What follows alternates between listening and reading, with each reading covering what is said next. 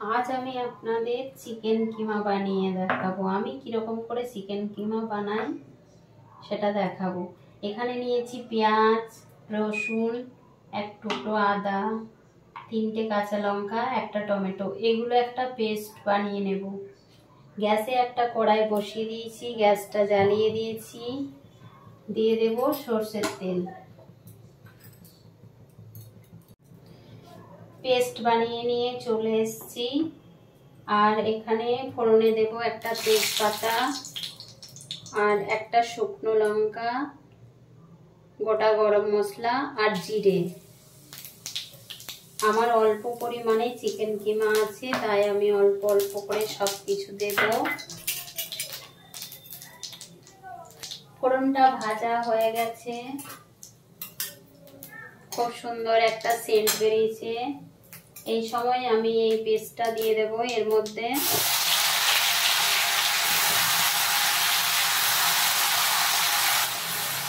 চার চামচের মতো পেস্টটা দিয়ে দিয়েছি। ভালো করে কষিয়ে নেব।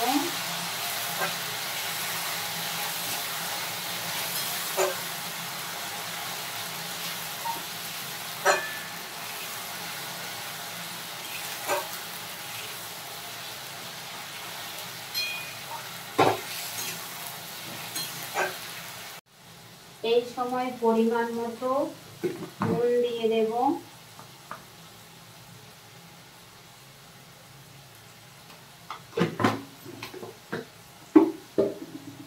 হলুদ গুঁড়ো দিয়ে দেব।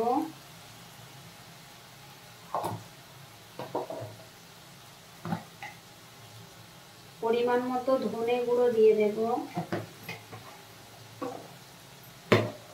পরিমাণ মতো জিরে গুঁড়ো দিয়ে দেব। আর একটু দেব কাশ্মীরি লঙ্কার গুঁড়ো। দিয়ে ভালো করে কষিয়ে নেব।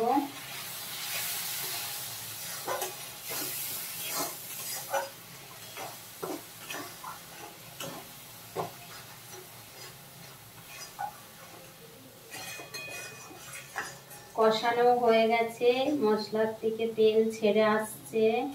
এই সময় আমি চিকেনটা দিয়ে দেব। চিকেন কিমাটা দিয়ে দেব এর মধ্যে। একটু চেপে জলটা ঝরিয়ে দিয়ে দিচ্ছি এর মধ্যে। এটা দিয়ে কষিয়ে নেব ভালো করে।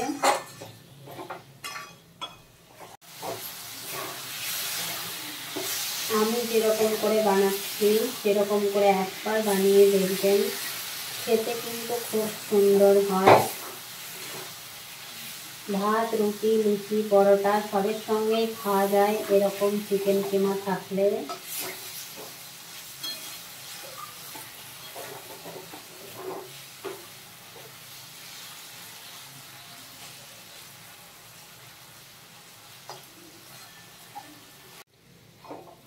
বেশ ভালো করে কষিয়ে নিয়েছি। কষাতে কষাতে চিকেন কিমাটা সেদ্ধ হয়ে গেছে। এবার এই সময় এক টুকরো লেবু নিয়েছি, একটু রসটা দিয়ে দেব।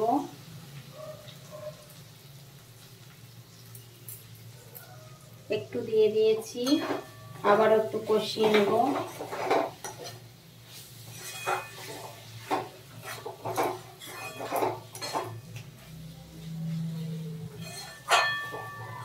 কষানো হয়ে গেছে, এই অবস্থায় আমি নামিয়ে নেব।